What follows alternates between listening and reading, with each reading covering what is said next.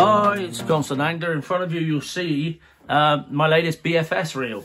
It is the Acura HICC50. It's made by Doviello or Soloking. I think they're trying to transition to that name.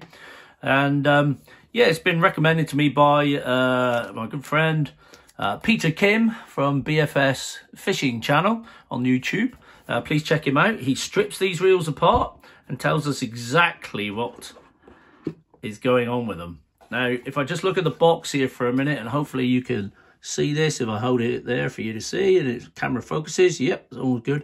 My version is the one with the tick, the HICC50 Well, that basically means it's the 7:1:1 version, not the 8:1:1 version, and it's the L stands for the left hand. The 50 is the size of the reel. So as you can see, you can get the HICC850L, which is an 8:1:1 version, and also you can get the right hand models as well, variants.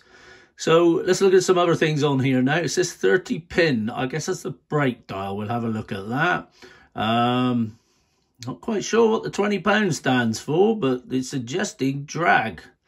I don't think so. That must be wrong. It does say that I will get with a 7:1:1 version 26 inches per turn of the handle or 68 centimeters. Yeah, I don't know how accurate that is, but it's a guide, isn't it? And it's got 11 ball bearings plus 1 ball bearing. Now, I can't verify that, but if you go and see Peter Kim's videos he's done, he probably will for you. What else do we have here? So the MG refers to the gearing, I guess. Not sure what that stands for. We've got a drag clicker, which is always good because some of these reels don't. And the ball bearings from Japan. And we have a tapered outlet on the level wind. So it's all a bit gimmicky there. But when style is as important as performance. Okay, well, we'll see about that, won't we? Now, so yeah, I was given the heads up by Peter and also by Paul Gaskill, both who are moderators on my Facebook group that you're welcome to go and join and increase your knowledge of BFS, which is BFS Budget Finesse Fishing. And it's all based around budget finesse, but if you're an expert, we also have expensive tackle, and we allow people who use both. As you can see, you get the usual schematics and then a little line clip there, which you put on your line and it will sit in your level wind when your reel's not in use. So great. Now, why did I get this reel? This is the main reason you get 2 spools. So we're talking versatility here. Now, this is the shallow spool. You can see the small bearing in there. No, I'm looking at the wrong end. You see the small bearing in there and then the pin. Now, the only thing I don't like is you have a little C-clip on these variations of the Dark Wolf, which is what this is. Basically, Surenoir brought out a reel called the Dark Wolf that everybody's sort of copied, or it's made in the same factory. And I can't remember the name of the places that make them now. And they changed the looks, the colour, little small adaptations, extra bow bearings, that kind of thing. But they're basically all based on the same thing.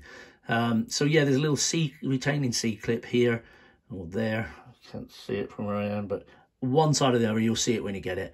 And you have to pop that off to get the pin to come out. I prefer the traditional push pin thing, just push it out. A lot easier to do. What's it say on this spool? If we can get it to focus and turn it the right way around, you might be able to read it. So line capacity, 0.148 millimeters, 120 meters, and 0.16 millimeters, 100 meters. Now, that's all well and good, but I'm never going to put any more than 50 meters on a BFS reel anyway. Because it limits the amount of bird's nests you're going to get. So on a shallow BFF spool, such as this one, 50 meters is plain, whether that be braid, mono, or fluorocarbon, in my mind anyway. Let's have a look at the reel. So let's put the bits out of the way. Initial impressions, just looking at it. Really like the look of it. I like this colour spool, but it's all a bit immaterial because you're going to put a line on it, aren't you? I like the silver. It is a paint job and it's glossy, so it's shiny and it's very smooth. Maybe it does have all those bearings in it. I'm not going to be the one to take it completely apart to prove it. What else can we see? Let's have a look. What's it spin like? That's on minimum brake setting. It's pretty good. It's heavier spool there. Turn it up because it's going to need good brakes with a Deeper spool. Oh yeah, very strong brakes. You'll need that because there'll be more mass involved with more line on the reel. Now I can tell you the spool weighs about 6.8 grams with the bearing on it. So it's a light spool, which is pretty much the same as the Dark Wolf. Let's have a look at the end tension knob. A picture of a fish, I think it is there, yeah. So there is some gimmicky stuff on it. Yeah, hopefully you can hear that. It has a clicker. It's very positive.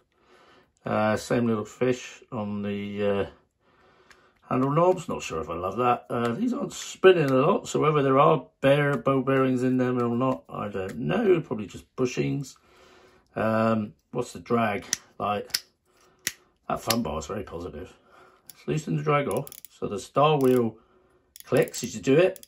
And that was a fault with my VE2 from HICC. But nice drag clicker, that's quite loud. Impressed with that, and it's quite precise, actually. It's very good. So everything seems very positive and very smooth from initial winding. Of course, it'll get smoother as it goes on, as it wears in. Let's have a look at the level line. So there's the front of it there. What's it palm like? Yeah, nothing's really getting in the way. I'm not catching the level line. Possible too. That was a positive for the Valiant Eagle 2. It didn't do that. But I don't find in use it's much of a problem. If I can center that for you, you can see it's larger at this end. So spool side. So it does taper towards the front, the same as the Dark Wolf does. Yeah, spin the handle. All very smooth. Here's your dial. So it's basically the same copy of the outer bearing. Very positive. They work. Let's have a look at what else it says here. So you get Doviello, hyperdrive. It's saying there drag clicker alarm, magnetic brake system. There 7 to 1 to 1. There's so much else. There's the bearing count, 11 plus 1 bow bearings. Okay, let's take the end plate off. So you got your knob there, and you just push that forward. Usually twist that way, yeah, and off it pops. So there's our magnetic array. You can see you've got 8 magnets there. And this is what we call a fixed array.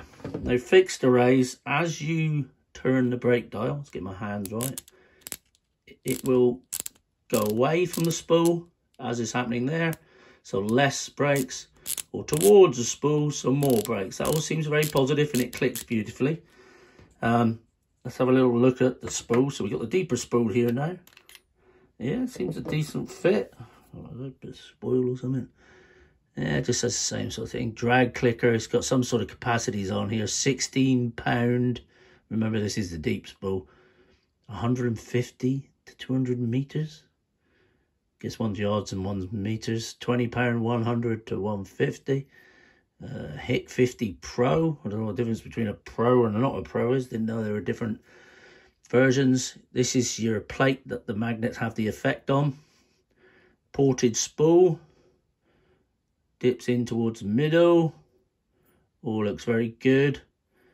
Here's your pin. That's retained with a C-clip, which in my mind I really don't like. It's too easy to lose them. I've already lost one of my Dark Wolf. Where am I going to get replacements? I don't know. And there's your little bearing there. So let's leave that one out now. There's our shallow spool, which is exactly the same. Ported, not so much this side, which I guess is to do with, we're going to say the magnets, but it's a static array, so they'll impact on this plate here. What you find with the original Dark Wolf is it had dynamic brakes. So rather than this coming out and going towards you, it had like a drum. And on it had like 2 C's with magnets on them. They'd be facing out this way, which would directly impact this. They go inside the spool, whereas these are striking the end plate. A dynamic braking array goes inside the spool and affects the inside of the drum, if you see what I mean. So the original Dark Wolf, which is this copy of, we found a magnet modification for that enabled us to cast even lighter lures.